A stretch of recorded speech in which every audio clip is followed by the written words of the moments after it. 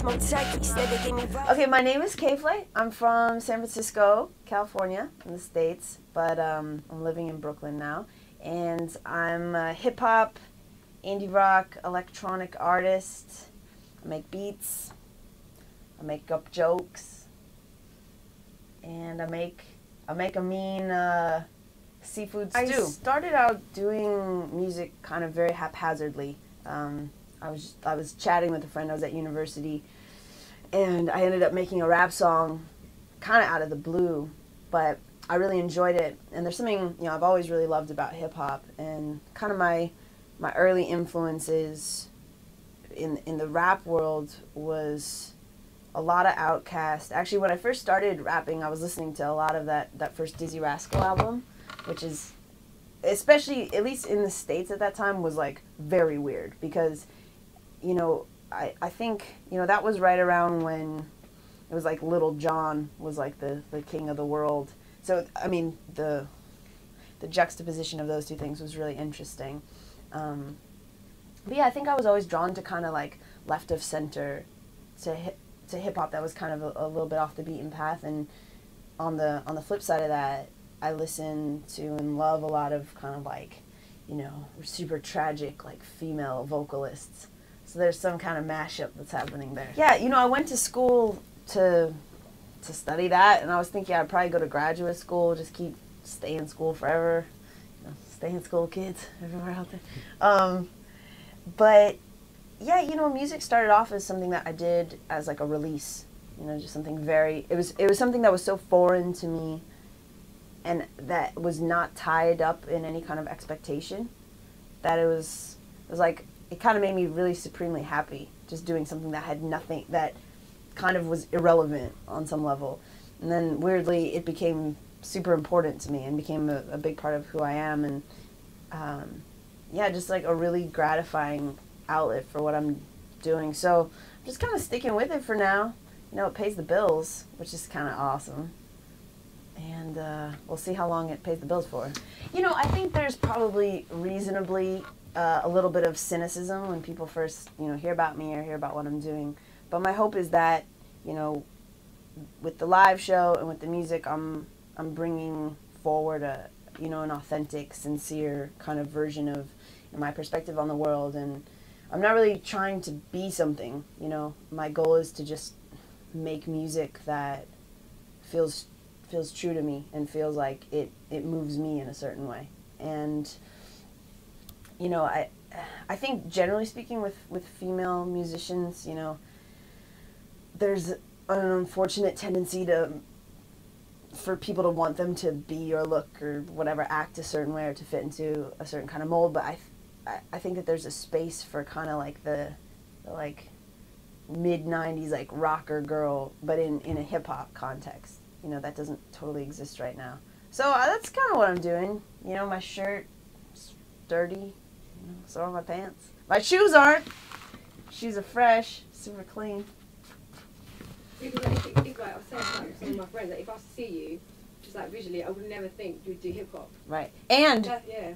Well, it's funny because my hair isn't actually dark. It's like blonde naturally, and my friend used to have this joke. We'd see like some random like blonde girl, and he'd be like, "She could be a rapper." Like we played this like weird game with it, but it's true. I think it is a bit odd, but in a way it's good. It's like sneak attack.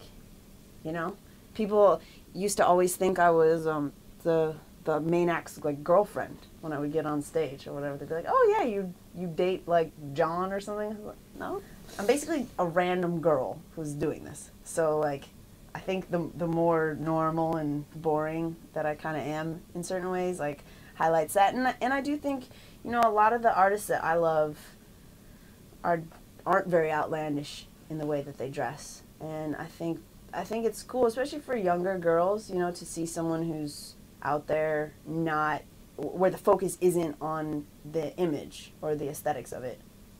It's on the personality and the product. I think that's good for, especially, man, this next generation. I'm scared for them. I don't know what's gonna happen, man. That's a whole nother interview. Men, for the most part, are judged on their ability or their their facility for a certain thing. Women are judged on that and their appearance. Their appearance is tied up in that in a way that's just very different than it is for men. And I think that's really unfortunate. And the more that, you know, people can be aware of that and question it and play with that and challenge it, you know, I think is really important, you know.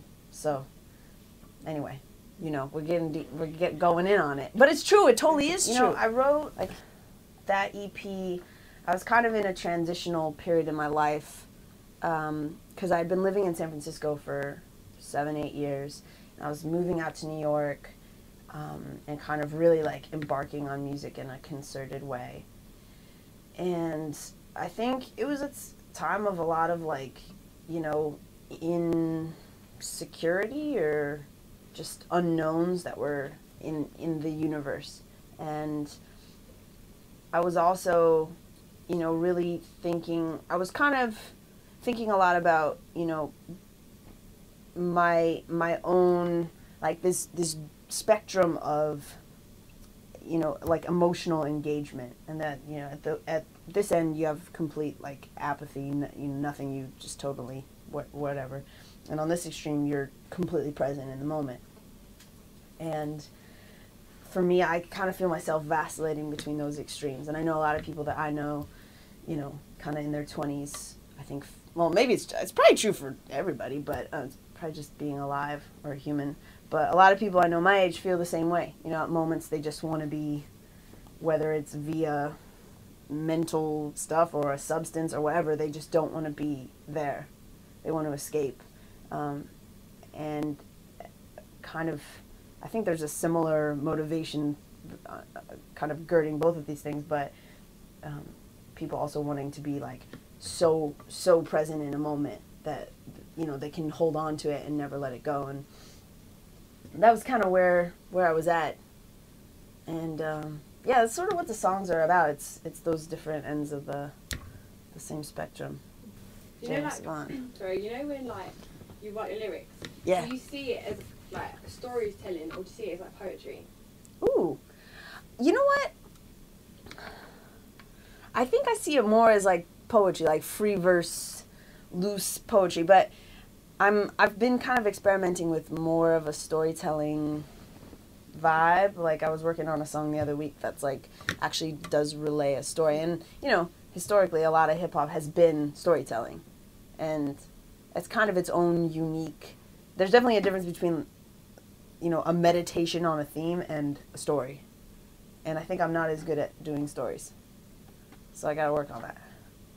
But we'll see. Hopefully a few on the album. At the moment, I am listening to, you guys know Schoolboy Q? Oh, that's the jam.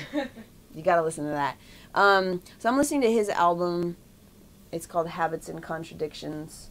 I've been listening to a lot of St. Vincent recently, her last album. I've been listening to Danny Brown. You guys know him? Yeah, man. You gotta get with the weird American hip hop.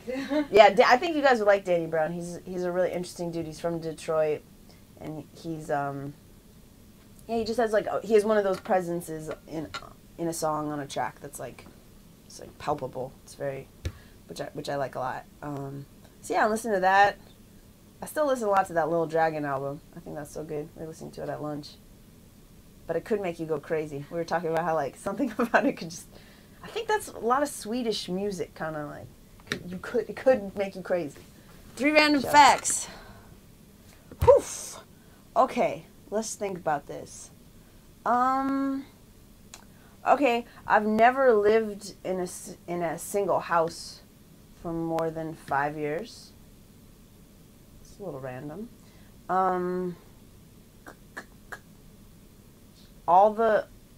My first, middle, and last name all have 8 letters each, which is 2 cubed, so I don't know what that means. And I'm trying to think of a good one. I used to work at a French restaurant in the kitchen. That's good. Boom! You wouldn't have known any of that. So right now, I'm just working on the album, recording here for a little bit. I'll be back in the States for a tour this spring, and kind of finishing up the album at the same time. Hopefully putting out some new music this summer, putting out the album. And then I really want to get back to the UK, do some touring out here. But you can always find me online. I'm always chilling in cyberspace. Yeah, and my new E.P Eyes shirt is totally free on my website, just K.Flay.com. So go out, grab it, spread it, spread the word, spread peace, love, happiness. Yeah, you know, smile at a stranger. When they smoked turkey, said they gave me roasted. Life would be easy if bitches did just what I told them. Bunch of rich kids, white shit up on their noses. Didn't get elected even though I freaking voted. No one RSVP to the party that I hosted. Swimming in the pool of negative emotions. Get too close, I'll sue. Fuck you and your mom too.